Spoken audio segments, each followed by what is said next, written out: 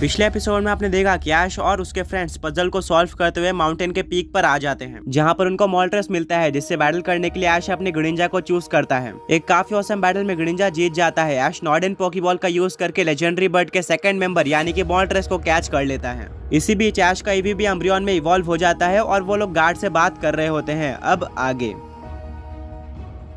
ऐश और उसके friends guard से काफी कुछ बात करते हैं। फिर टोबियास बोलता है कि अब हमें कैच करना है लेजेंडरी बर्ड ट्रियो का लास्ट मेंबर, जो कि आर्टिकुनो। इसको पकड़ना सबसे ज्यादा हार्ड माना जाता है। इसके पास काफी सारे स्ट्रॉन्ग अटैक्स भी होते हैं और ये एक बर्फीले केव में काफी अंदर रहता है। ब्रॉक अपना मैप निकालता है और बोलता है कि टोबियास सही कह रहा है, हमें इसके लिए सबसे पहले बर्ग माउंटेन पे जाना होगा, जहाँ पर एक नदी होगी और उस नदी में कहीं पर एक केव होने वाली है, जो कि है सी फोम केव। इस मैप के अकॉर्डिंग हमें आर्टिकुनो वहीं पर देखने मिलना चाहिए, बट वो काफी अंदर रहता है, जिसके चलते अभी तक कोई भी आर्टिकुनो को फाइंड नहीं कर पाया है। ऐश बोलता है कि ट्राई करने में क्या जाता है। सब अपने अपने फ्लाइंग टाइप पोकेमॉन्स के ऊपर बैठ जाते हैं और वो लोग बर्ग माउंटेन के तरफ बढ़ना स्टार्ट कर देते हैं। टोबियास बोलता है कि बर्ग माउंटेन में जाने से पहले हमें बर्ग टाउन में जाकर विंटर आउटफिट्स लेने पड़ेंगे, क्योंकि वहाँ पर काफी ठंड होगी जो कि तुम सह नहीं पाओगे। ऐश बोलता है तुमने सही कहा, और सब पहले बर्ग टाउन की तरफ बढ़ते हैं। काफी ट्रैवल करने के बाद सब बर्ग टाउन में आ जाते हैं, जहाँ पर सब लोग अपना अपना विंटर आउटफिट ले लेते हैं। ऐश अपने कैलस वाले गेटअप में आ जाता है, जिसको देखकर ऐश काफी ज्यादा खुश हो जाता है। अब सब लोग अपने फ्लाइंग टाइप पोकेमॉन्स को वापस से बाहर निकालते हैं और वो लोग पहुंच जाते हैं बर्ग माउंटेन पे,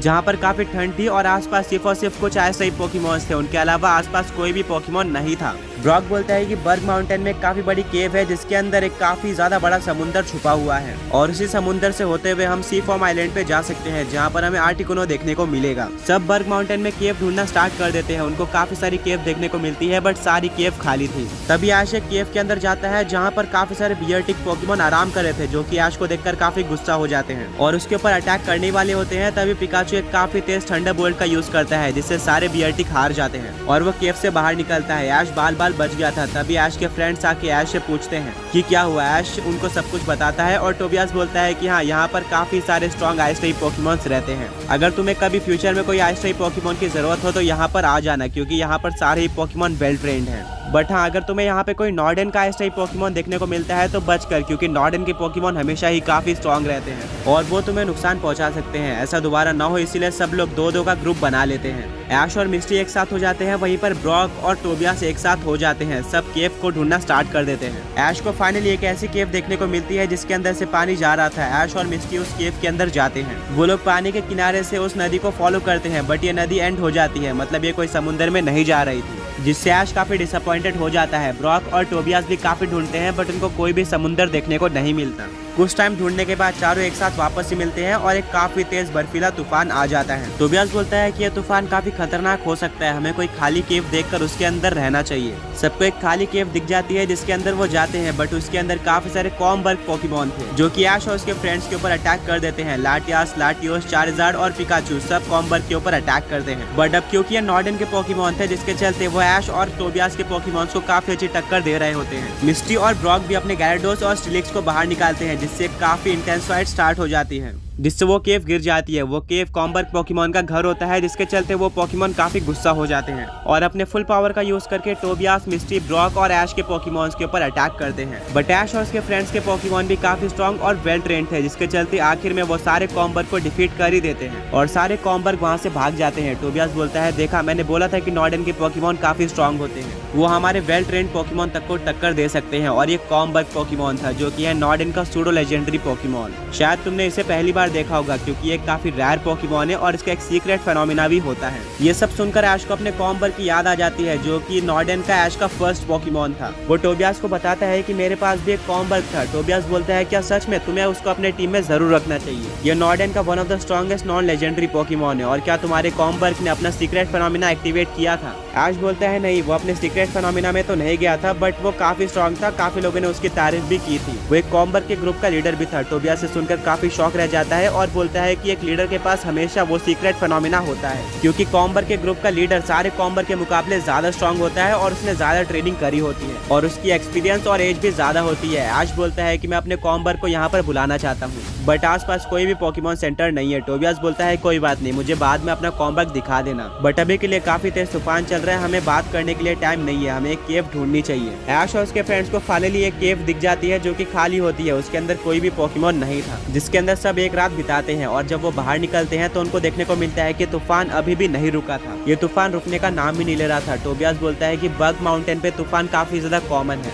बट कोई भी तूफान इतना ज्यादा देर नहीं चलता है, मुझे लग रहा है कि यहाँ पर कोई प्रॉब्लम है, बट हमें इस केव के अंदर रुक के वेट करना चाहिए। ऐश और उसके फ्रेंड्स और भी वेट करते हैं, तभी पिकाचू की आवाज आती है। उसको इस केव के अंदर एक सीक्रेट एंट्रेंस देखने को मिली थी जो कि काफी ज्यादा लंबी थी। ऐश और उसके फ्रेंड्स इसको देखकर काफी शॉक रह जाते हैं और वो बोलते हैं कि हमें इस केव को जरूर एक्सप्लोर करना चाहिए। ऐश और उसके फ्रेंड्स उस एंट्रेंस के अंदर चले जाते हैं और जैसे जैसे वो आगे बढ़ रहे थे वो एंट्रेंस और भी ज्यादा बड़े होते जा रही थी और वहाँ पर पानी भी आने लगा था। टोबियास बोलता है कि शायद यही वो केव है जो कि समुद्र की तरफ जाती है। अगर हम इस तूफान में नहीं फंसे होते तो शायद हम इस केव को नहीं ढूंढ पाते, क्योंकि ये काफी ज्यादा मिस्टीरियस जगह पे थी और इसका एंट्रेंस तो हमें कभी दिखता ही नहीं। वो लोग आगे बढ़ते जाते हैं और धीरे धीरे कर केव बड़े होते जाती है और वो एक नदी में कन्वर्ट हो गई थी, जिसको देखकर ऐश और उसके फ्रेंड्स काफी खुश होते हैं और आगे जाकर वो नदी समुद्र में कन्वर्ट हो जाती है। टोबियास बोलता है कांग्रेट्स, यही वो समुद्र है। ऐश अपने नॉर्डियन गैराडोस को बाहर निकालता है, वहीं पर मिस्टी अपने नॉर्मल गैराडोस को बाहर निकालती है। सब गैराडोस पर बैठकर सीफॉर्म आइलैंड को ढूंढना स्टार्ट कर देते हैं, जो कि यहीं पर आसपास होना चाहिए था। रॉक मैप के अकॉर्डिंग ऐश और उसके फ्रेंड्स को गाइड करता है और उनको फाइनली एक आइलैंड दिखना स्टार्ट हो जाता है। रॉक बोलता है कि मैप के अकॉर्डिंग वही सीफॉर्म आइलैंड होना चाहिए। गैराडोस उस सीफॉर्म आइलैंड की तरफ बढ़ते हैं और वो लोग वहाँ पर आ जाते हैं। ये सीफॉर्म आइलैंड पे कुछ भी नहीं था, बस एक केव थी और वो कोई नॉर्मल नहीं बल्कि बर्फीली केव थी। टोबियास बोलता है कि हाँ, इसी केव के अंदर लेजेंडरी पोकेमॉन आर्टिकुनो होना चाहिए।